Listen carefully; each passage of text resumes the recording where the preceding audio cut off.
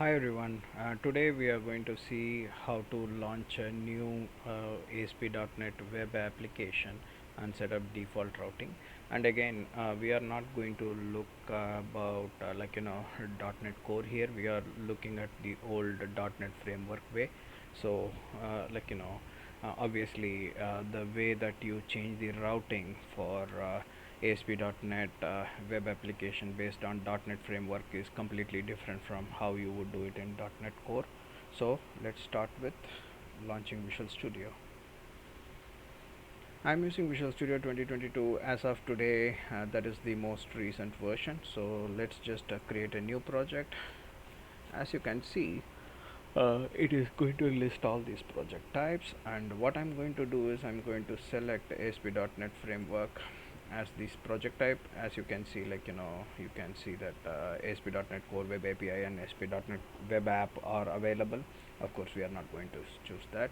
We are simply going to use ASP.NET web application based on .NET framework.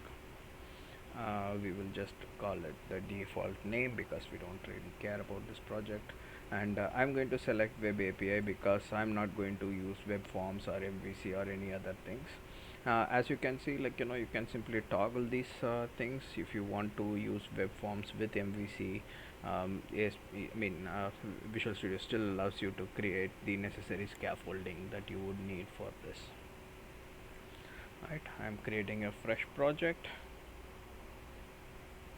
Again, what is routing? Routing is essentially telling the .NET framework or your application container how to route your requests. So what you would typically do is, you would type something like google.com/email or whatever, right?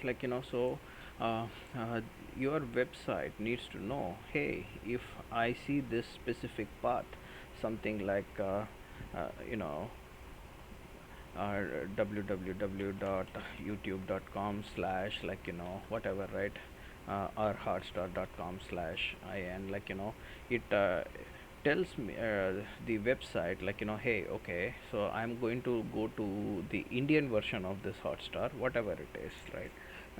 But you have to tell this particular website, if I go to TV, go to this, do something. Okay, so this is what is called routing, so you, whatever you type in after the server's URL, this is your default website name, and this is the path that you are trying to access. So what you are telling .NET framework is, hey, if I type this, process it in this way. And why is that important with respect to web API? Because as I was saying, you could have multiple things on the same project. You could have web forms, you could have MVC, you could have web API, you could have a lot of things. So you have to tell your compiler how to handle, hey, if the request comes with this path, process it this way. That is what is called routing. By default, if I go to app start, web API config and route.config, all these things are generated automatically. If I go to this route config, as you can see, it has already generated a default route for me. So what it is saying is, if it is an MVC based route, route it in this way. But what I want to do is, I want to add another route that essentially says, okay, I'm just going to copy this and paste it. So I'm going to call it web API, and the URL is going to be API slash.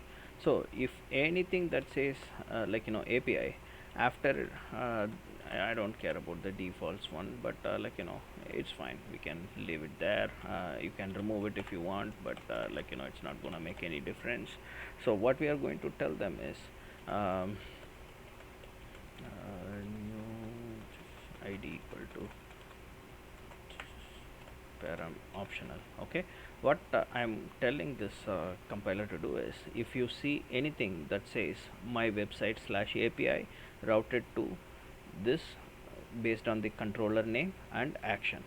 What are action? Actions are methods that are present within the controller.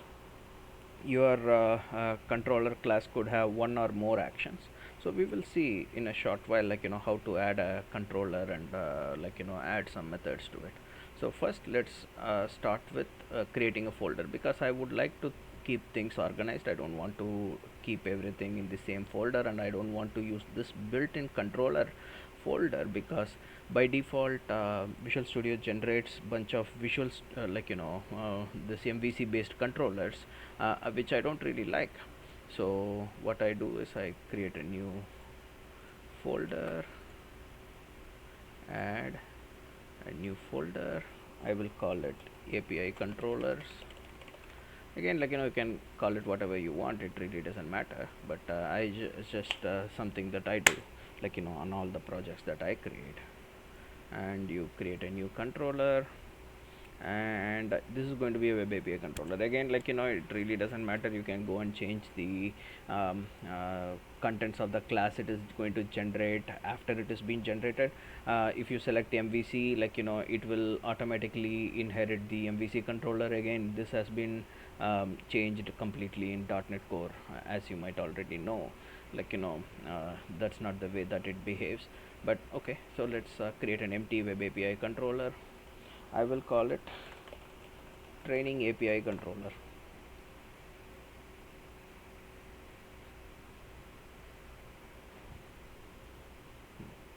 And excuse me, I'm going to create a method that says that returns the current time from the server.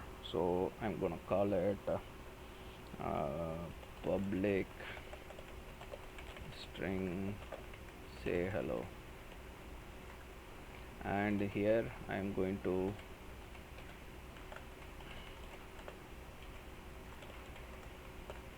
and datetime.now.toString. That's all I'm going to do in this action, and this is going to support both HTTP GET and HTTP POST, because why not, right? I mean, you can add multiple verbs, your action could support multiple verbs, and I would like to keep things simple, and I would by default just keep HTTP GET and POST. You can add other verbs as well, it really doesn't matter. Okay, now let's run this. Please note, when I am running this, you could see that it is by default launching the default URL, and as we had seen in the scaffolding, the default URL is going to go to the dummy page that it has generated.